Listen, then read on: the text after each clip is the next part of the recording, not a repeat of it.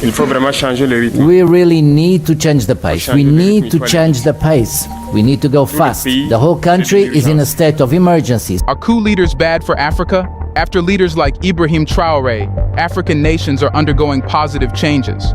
However, organizations like ECOWAS had issues with it.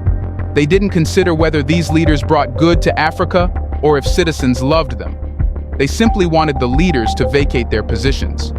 Consequently, the three coup-affected nations, Burkina Faso, Niger, and Mali, decided to withdraw from ECOWAS. Now, ECOWAS wants them back, highlighting the importance of these nations due to their military leaders. The question remains, will the three nations return? Let's find out.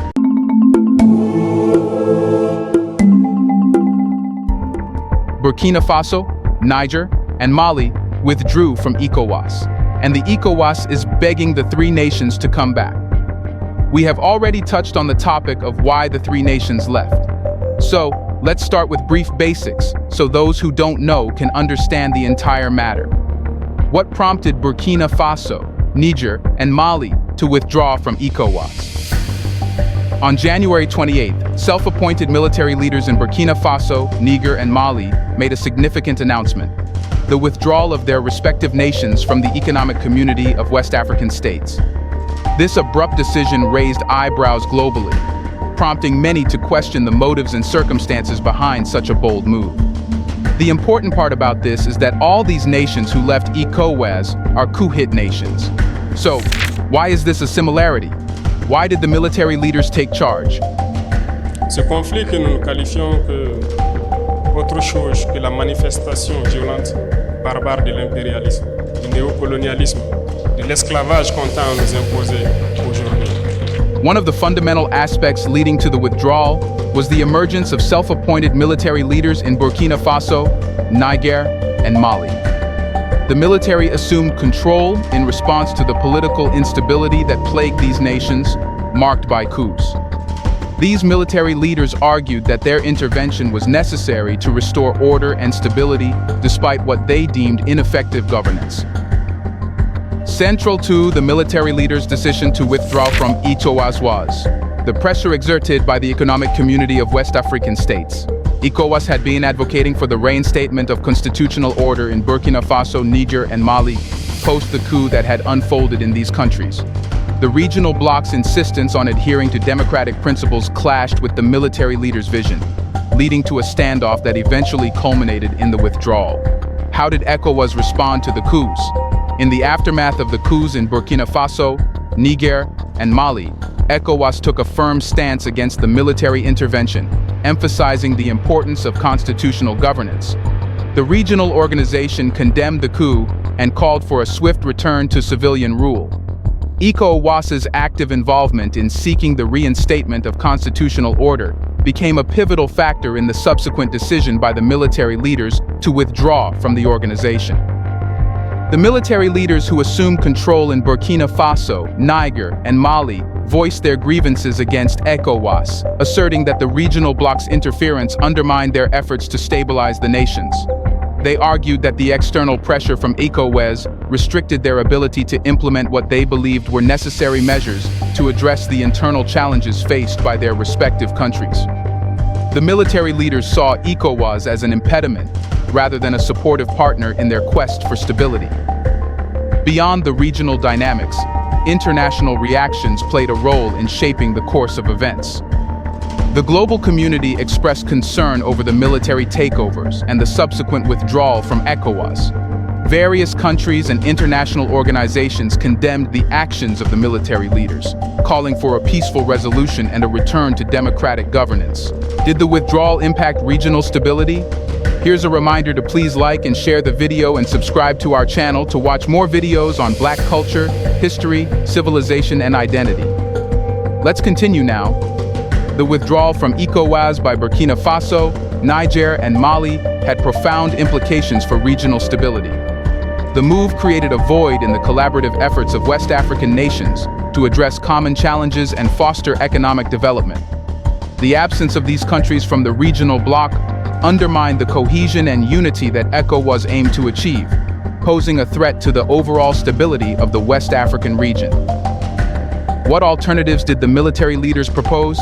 In response to their withdrawal from ECOWAS, the military leaders in Burkina Faso, Niger, and Mali put forth alternative approaches to governance.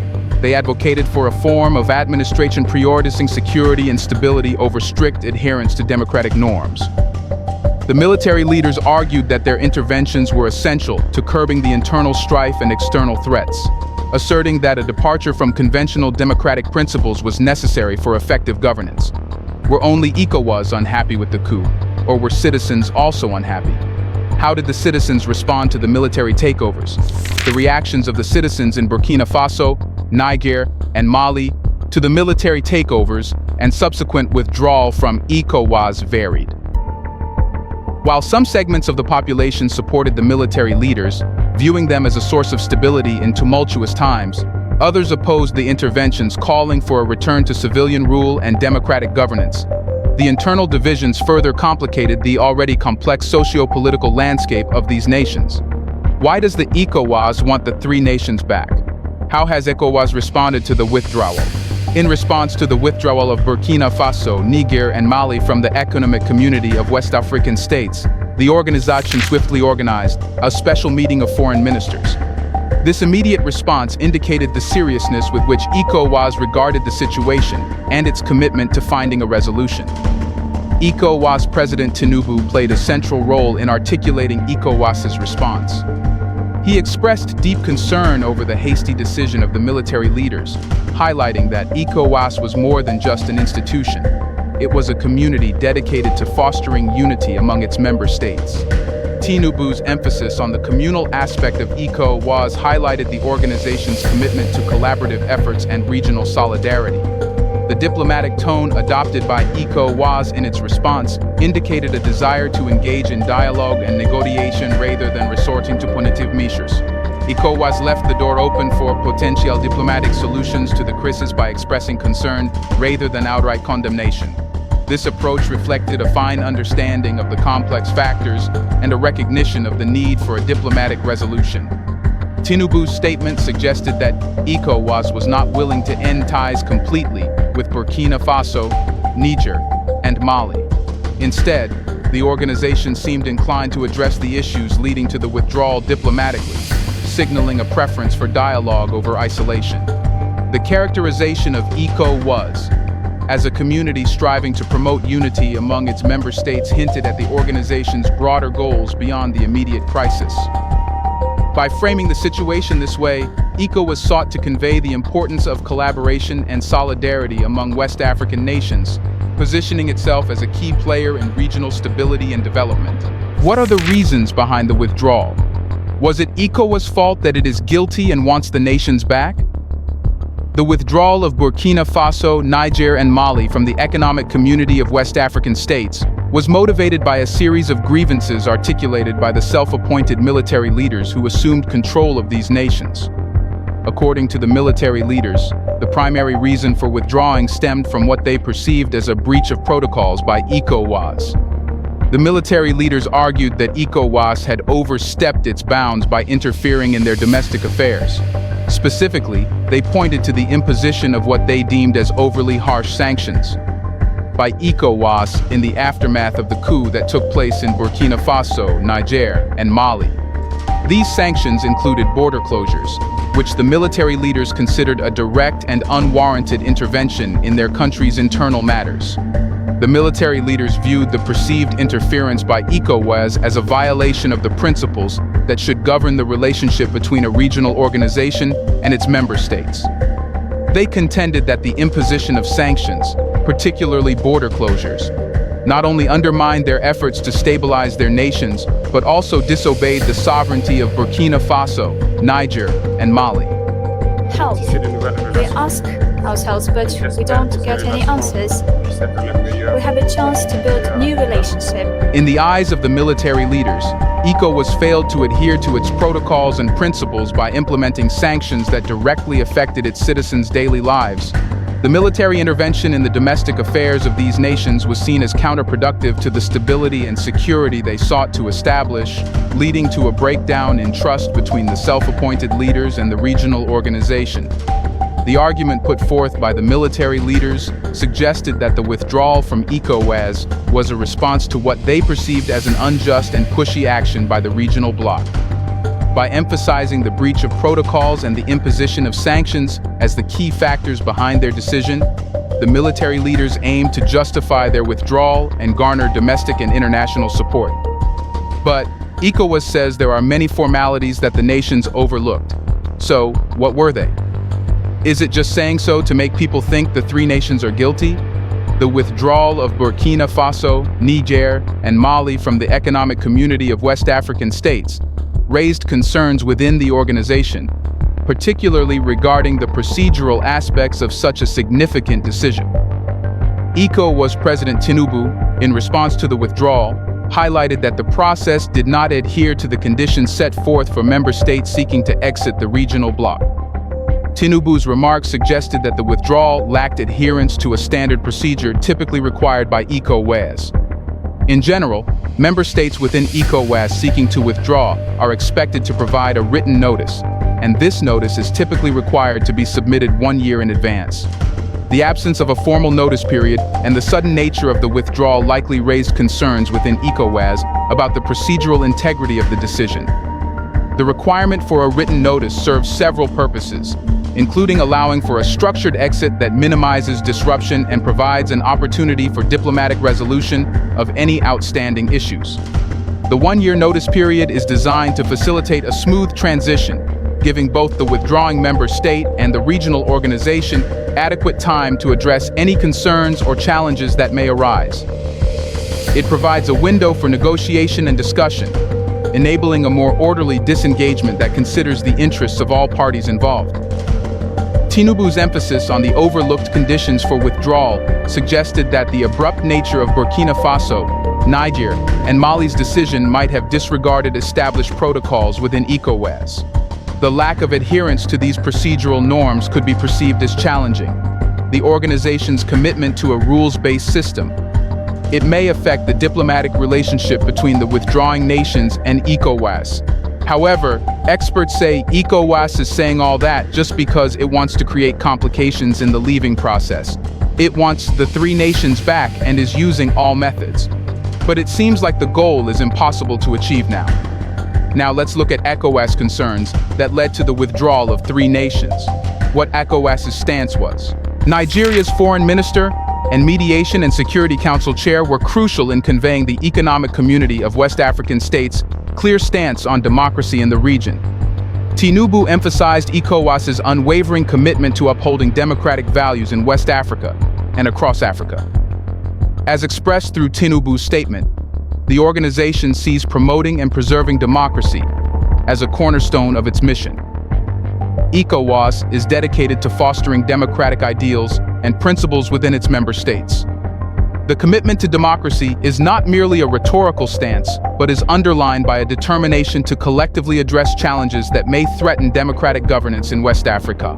ECOWAS's proactive approach suggests that the organization views democracy as vital for regional stability, peace, and development. By emphasizing the collective tackling of challenges, ECOWAS signals its intent to actively engage member states to strengthen democratic institutions, address political instability, and promote good governance. The dedication to democratic principles implies that ECOWAS considers democracy not only as a political system, but as a fundamental framework for ensuring the well-being and prosperity of the region. The organization's commitment to upholding democracy extends beyond national borders, indicating a broader vision for a democratic and stable African continent. The failure to maintain close ties with Burkina Faso, Niger, and Mali, despite the statements and efforts by the Economic Community of West African States, ECOWAS, raises complex questions about the difference between its actions and words. The situation in Burkina Faso serves as a notable example. Despite the initial concerns surrounding the coup, the nation has witnessed positive developments and achievements under its new leadership. The fact that the citizens appear to appreciate and support the new leader raises questions about the alignment between ECOWAS's commitment to democracy and the people's preferences in the region. Supposedly, ECOWAS claims to uphold democratic principles, but fails to recognize leaders who enjoy popular support among the citizens. In that case, it raises doubts about the effectiveness and relevance of the regional organization. The divergence between ECOWAS's stance on democracy and the sentiments of the people on the ground highlights a potential disconnect between the regional body and the lived experiences and aspirations of the citizens. In such a scenario, citizens may question the legitimacy of ECOWAS's interventions and wonder whether the organization truly represents their interests. The case of Burkina Faso, where positive changes are occurring and the leader is well received by the people, challenges the narrative that ECOWAS's interventions always align with the desires of the citizens. But suppose for a second we take ECOWAS right about the nations giving proper notice before leaving the promises they made. How do the withdrawing nations view their treaty obligations with ECOWAS?